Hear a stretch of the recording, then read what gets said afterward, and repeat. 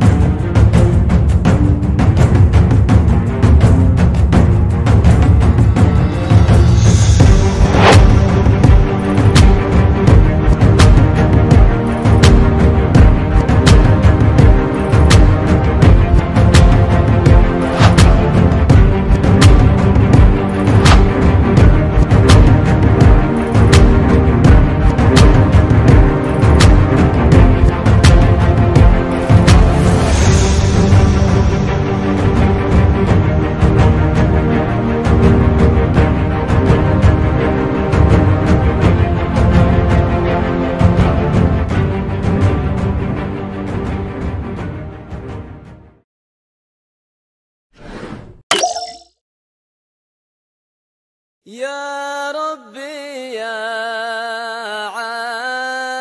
alim al-hal.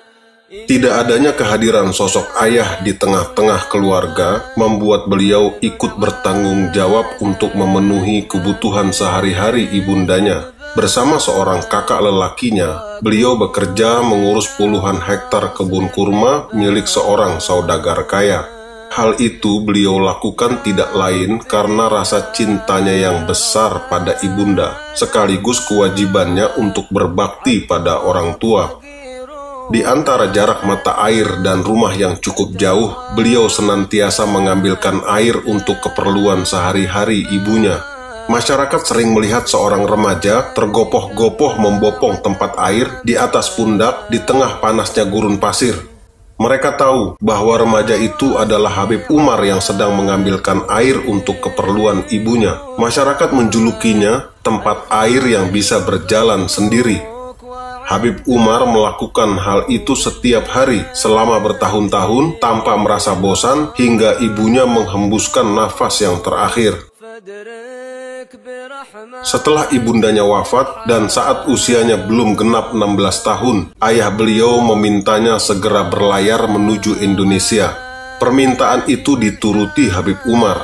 Beruntung beliau sempat belajar ilmu agama terlebih dulu pada sejumlah ulama di Hadramaut. Hingga saat berlayar menuju Indonesia, beliau telah berbekal pengetahuan agama cukup luas.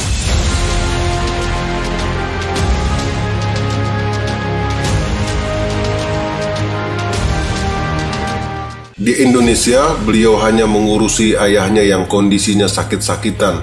Ayahnya selalu beliau gendong tiap kali ingin ke kamar mandi. Di malam hari, beliau sengaja tidur di bawah ranjang ayahnya, sekedar berjaga-jaga, takut ayahnya terbangun. Di siang hari, di waktu senggang, beliau sempatkan diri untuk menuntut ilmu kepada sejumlah ulama di Pulau Jawa. Seperti waktu merawat ibunya dahulu, beliau rawat ayahnya selama bertahun-tahun tanpa lelah hingga ayah beliau wafat.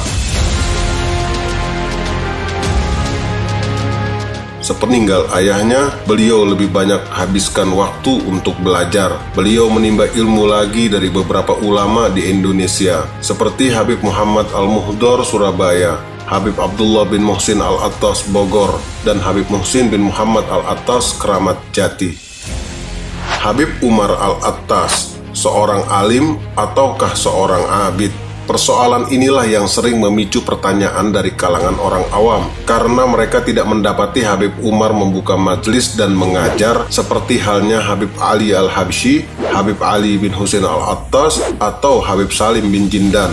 Maka Habib Umar Al-Attas adalah seorang yang alim sekaligus abid. Hanya saja beliau memang tidak mengajar. Tidak semua orang alim membuka majelis taklim dan mengajar secara terbuka.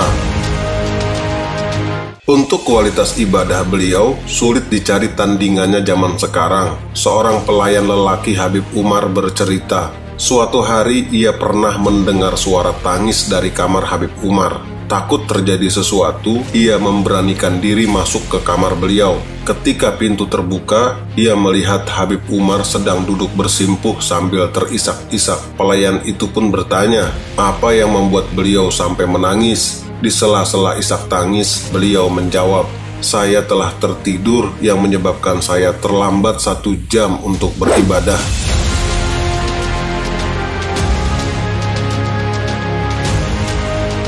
Saat itu banyak orang mengatakan Habib Umar Al-Attas merupakan generasi terakhir pembesar aulia kelahiran Hadramaut yang masih hidup hingga memasuki abad milenium. Karena yang lainnya seperti Habib Soleh Al-Hamid Tanggul, Habib Ali Al-Attas Bungur, atau Habib Muhsin Al-Attas Keramat Jati sudah jauh lebih dulu wafat mendahului beliau. Saat usianya semakin senja, Habib Umar memutuskan untuk menetap di kawasan Condet, Jakarta Timur.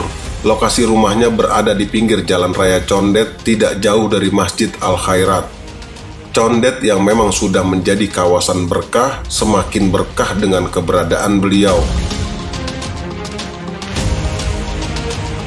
Di Indonesia, acara maulid merupakan peringatan lazim yang diadakan setahun sekali oleh kaum muslimin. Hampir di setiap tempat, hingga di gang sempit, pasti ada saja kalangan masyarakat yang menggelar event peringatan maulid. Namun di masa Habib Umar, tidak satu pun peringatan maulid yang diselenggarakan secara pribadi semeriah maulid di tempat beliau. Itu adalah maulid terakbar yang pernah ada. Puluhan ribu kaum muslimin dari seluruh Indonesia, bahkan dari mancanegara, rutin menghadiri acara maulid yang beliau selenggarakan di kediamannya di kawasan Puncak, Jawa Barat. Bisa dibayangkan untuk menjamu para undangan berapa banyak hidangan yang dibutuhkan. Dalam setiap acara maulid tahunan yang diselenggarakan beliau, sedikitnya membutuhkan 1.600 ekor kambing, 2 ekor sapi, dan 25 ton beras. Ini adalah sebuah acara maulid terbesar dalam sejarah di Indonesia yang diadakan oleh perorangan.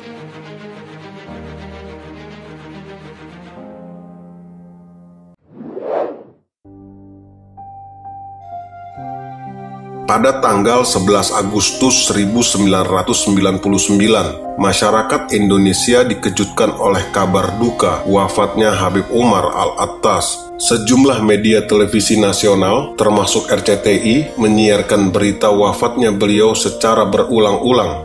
Generasi terakhir pembesar aulia itu telah wafat. Umat Islam di Indonesia, Malaysia, Singapura, hingga Brunei semua berduka. Lautan manusia mengantar jenazah Habib Umar ke peristirahatan terakhirnya di pemakaman Keramat Jati, Condet, Jakarta Timur.